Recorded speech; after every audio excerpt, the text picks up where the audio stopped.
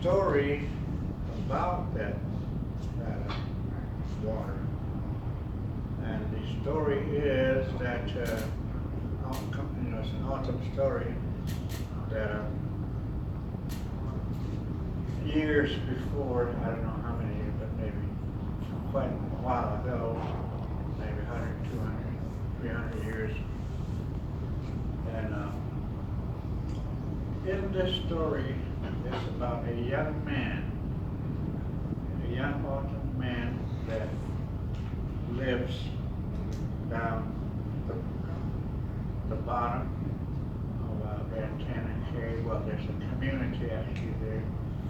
And so he decides to go up there one day, up to the cave, and he goes into the interior of the cave, and he comes to this water hole, or the spring, I'm not sure what.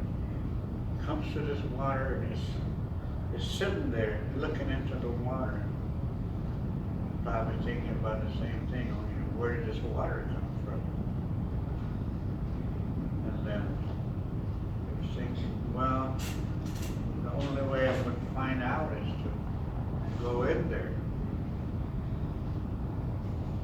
So he's sitting there and finally decided, well, yeah, I'll dive in there. As he is standing there, still deciding should or should I not, finally decided to dive. He dives into the water. That's it. Then he loses consciousness. He loses consciousness, and when he regains consciousness, he has his eyes closed. And he hasn't opened them up, but he can feel himself, because his leg face upward. He can feel around, and he feels grass, soft grass. The ground is kind of damp and moist. And then he's thinking, well, did I die, or where am I? So his eyes are still closed, and he's still kind of feeling around. And then he kind of hears the babbling of the water spring coming out. So he says, I must be still alive, if I could hear and feel these things. And as he's lying on his back near the water gurgling sound, he decides, well, I'll open up my eyes. Just about as he was about to open his eyes, he hears voices of little children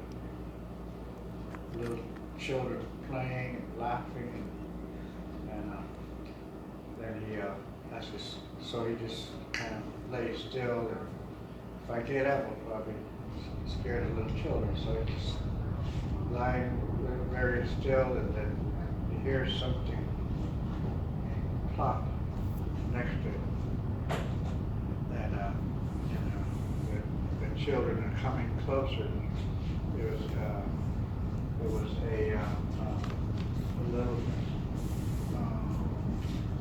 round ball made of wood. Round ball, probably about this size, and it's called a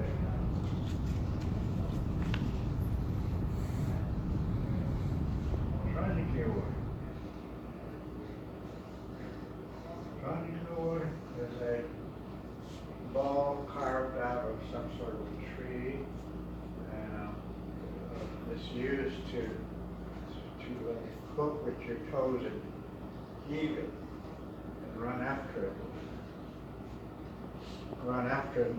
It's used in a game sometimes, but most of the time it's an individual use.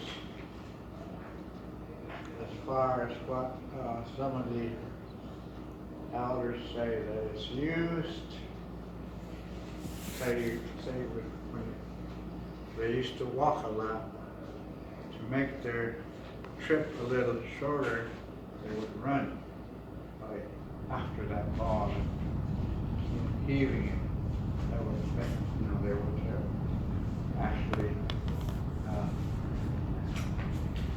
cut their time a little shorter by running rather than walking, so they were running with all. It's sort of a little way of getting from place to place sooner and by running after that ball. So it was used as a little device to run after it. So the Schottengeber is also a game, but it's also a means of a little faster travel. So that's what he figures, but he didn't open his eyes. He just heard a clock next to it roll. He could hear it rolling. So and the little children's voices were getting closer, closer, closer then. So he's just lying there. As soon as the little children come over a slight rise where he's lying, they all stop. And they see him lying on the ground. So the young autumn man doesn't say anything, he's just lying there. So the little children say anything either, they just look at him, they all take off back down to the community. So the young autumn man thinking now, they're going to run home and tell their parents to come up here and they'll probably kill me. So he's debating, should I get up and run or put up a fight? So pretty soon, sure enough, here comes the men, the warriors, the whole community. So it's just, so he just freezes there and lies there. You could hear them gather around him. And one particular, you could hear walking around him, looking at him. And so he's, they're all quiet and wondering what's going to happen. So probably the leader of the community, he's the one that's doing checking him out. So the leader kicks him on the foot. The young autumn man doesn't move or jump up or anything like that. He just kind of feels it that he kicks him on his foot. Then after a while, he does it again. Kicks him on the foot. This time, he opens up his eyes. The young man, autumn man, opens up his eyes. And the leader is right here staring in his face. So as he's lying there, he says, he's thinking, well, now what are they going to do?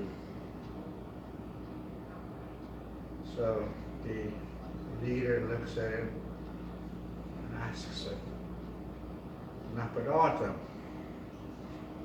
are you autumn?" The young autumn man kind of lying there looking in his face and indicates sort of a nod, yes. So the leader asks him again, "Autumn and young, do you speak autumn?" The young autumn man indicates yeah, and also says, "How?" So kind of a relief of sigh kind of falls on the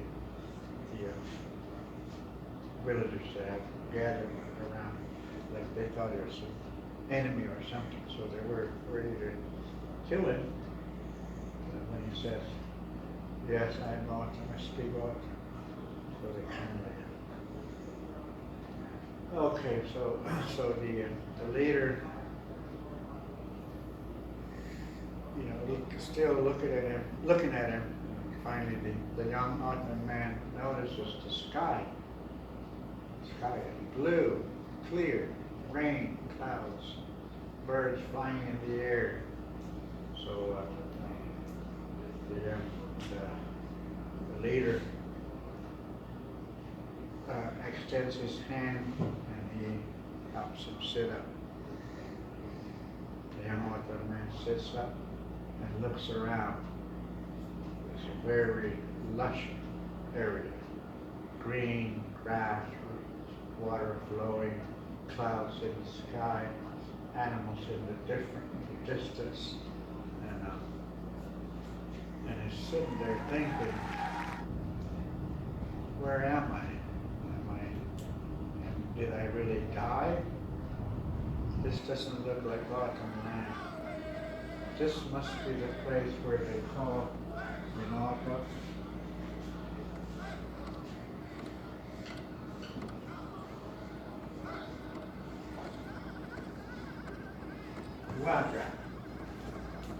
Waka. It's the autumn version of paradise. Waka.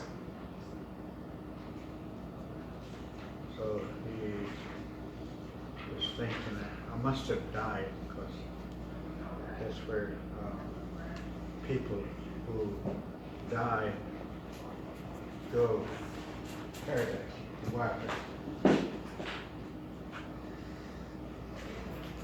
So by this time he kind of gathers himself and said, okay, wherever I'm at, I'm here. So the leader of the community tells him who he is and said, come with me, we'll show you the village. So they all walk down to the community. As he's looking around, he notices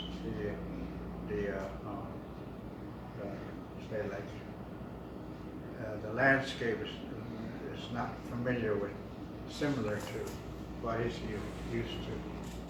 And so he's listening, and the leader takes him to where he lives and his family, and he introduces the young Ottoman man to his family, and so happens,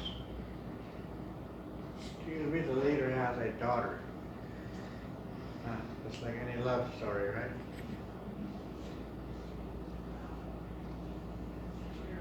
The young Ottoman man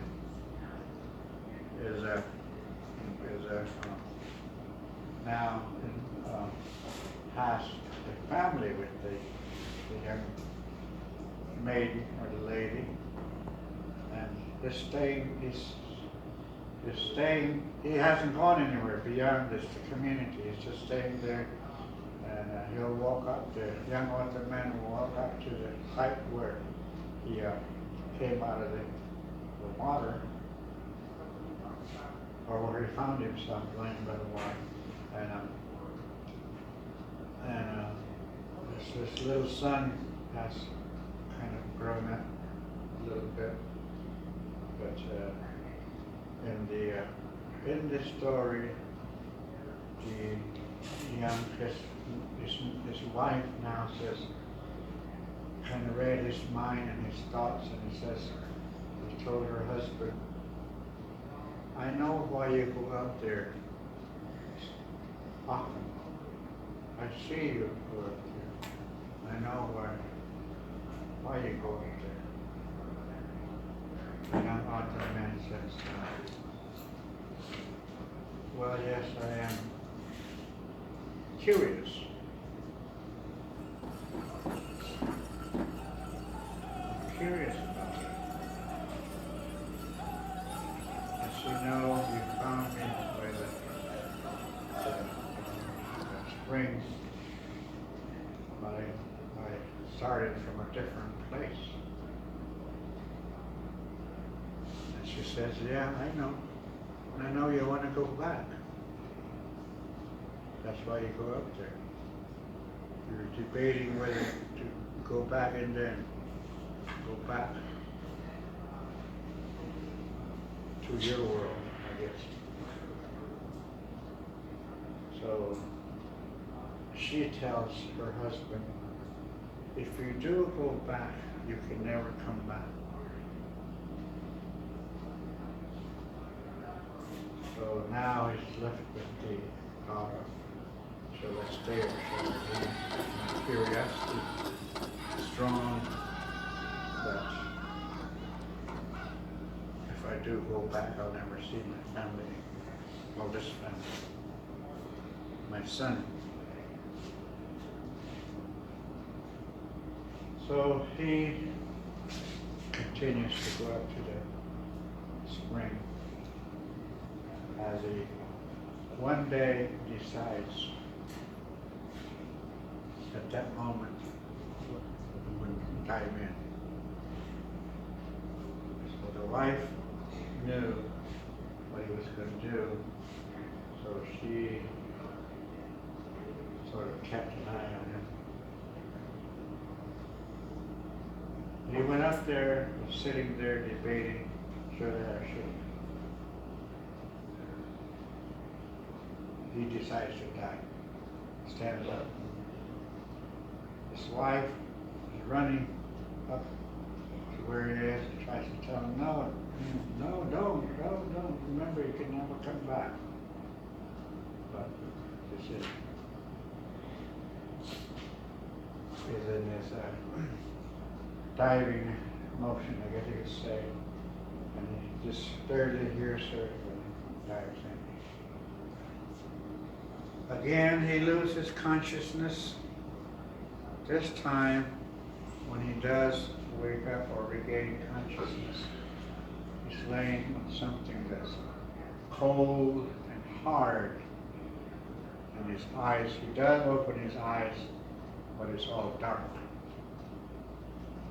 He feels around, same thing. I must be still alive if I can still feel this. So he says, I wonder where I am. So he tries to sit up to look around. He hits his head on the ceiling of the rocks, like a cave, I guess you would say. So he is in pain, is lying there, and finally he puts his hand up and does this rock ceiling. So he kind of feels his way around, crawls around, and slides out from under that space. As his eyes are adjusting to the darkness, he sees in the distance sort of like a little glow, glow of light, daylight. So he works his way towards it, and feeling, of course, his way around. Finally, the light gets a little more. He starts to see things visibly, and he's walking on hard rock. So he continues to walk. Finally, he rounds this corner, and there it is. Skylight. Day, it was daytime. And he looks around and says, this place looks familiar. And he walks further and finally finds himself in where he started. The light was shining in, the sun was shining in, you could see the interior of the cave. He said, oh, okay. He was thinking, oh, okay, I'm back at Ventana Cave. And he thinks to himself, well, since I'm back, I'll go see my family down below. So he makes his way out of the cave.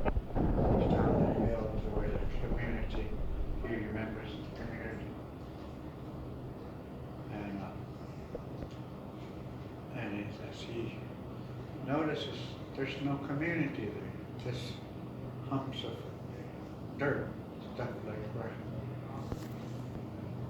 houses, I guess, used to be, or huts rather. So he was walking around and I said, what happened? Where is everybody?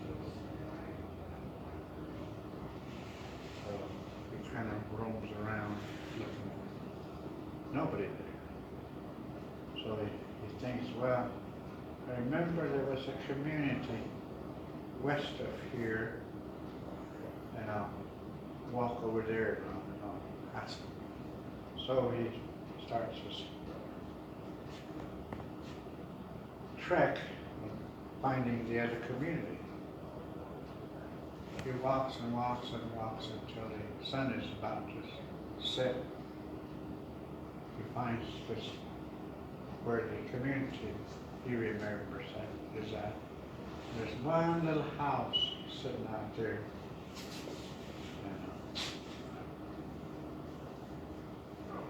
And he walks over to it, and this little old man sitting on the shady side of the hut. He walks over to the elder man, sits down beside him, and sits there for a while. Then he asks the elder man, what happened to the village below the Ventana Cave? Where is everybody? The elder man says nothing, but finally says, that community, nobody's lived there for a long time. So the young autumn man tells the elder man, I used to live there, and I went up to the cave. I left my little brother, he was still a little boy then. I told him I'd be right back, climb up to the cave.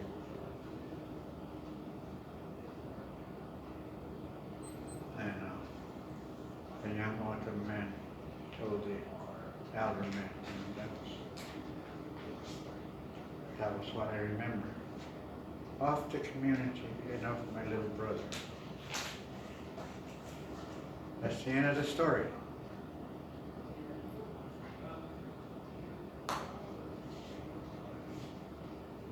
What do you think happened?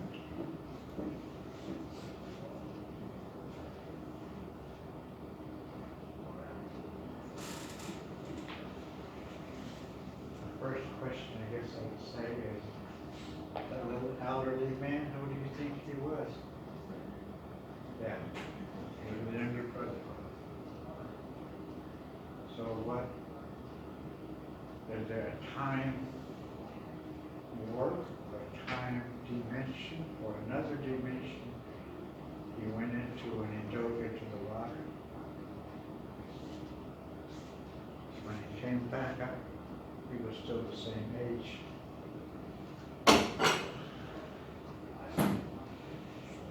So that is one version I heard of that water in the cave, or what happened in that cave. Of course, I don't know, quite a few years back, maybe 200, 300, 400 years ago. So you see this say significance as far as autumn beliefs. The first core value there. Our beliefs provide balance, strengthens, and helps us respect ourselves, other people, and culture.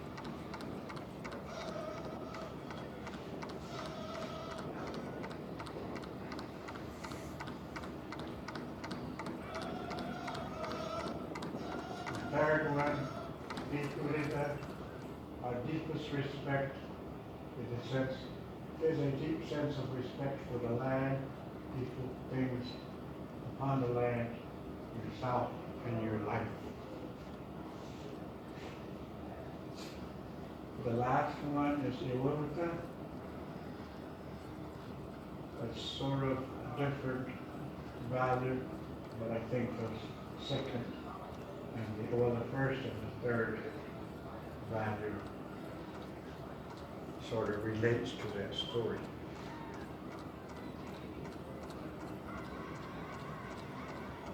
So the sacredness of Ventana Cave itself has that effect. And also, if you, when we were there, I went up to the ledge at the entrance of the cave, and I asked some of the students, "What do you see from here? What is your perspective of Ventana Cave as you see here and look out the autumn land? What do you see?" I told him, "This is what I saw. I'm standing right here, this very same spot. 10,000 years later, and I'm seeing what those people saw when they were here." So we kind of connect from the time perspective of how autumn considered Ventana Cave. Science has somewhat confirmed autumn existence, and also other tribes, what they call the what's the term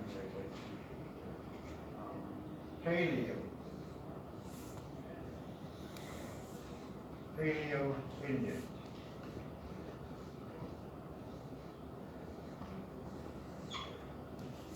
Paleo has to do with long ago. Like we have no specific tribes. Only 2 years later that we describe who they are. So back then it was Paleo-Indian. So your perspective of what you see on some of these sites, sacred sites, up there, your beliefs. And that was what I was kind of thinking, this is sort of like when you connect the time or the time and the place, and in this case, the people. So, this depends on how your perspective is. So that was one of the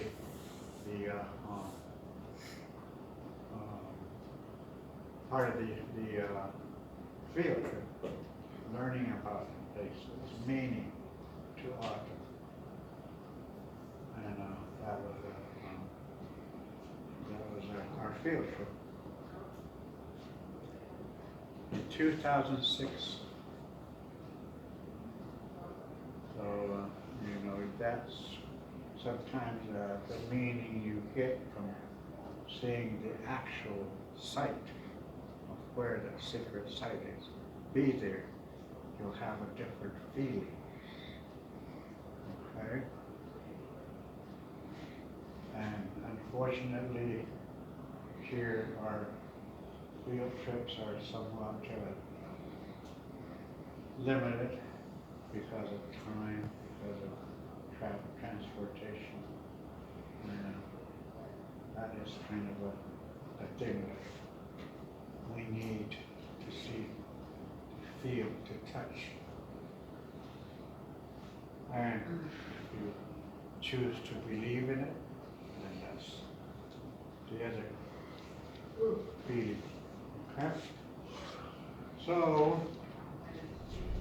that would be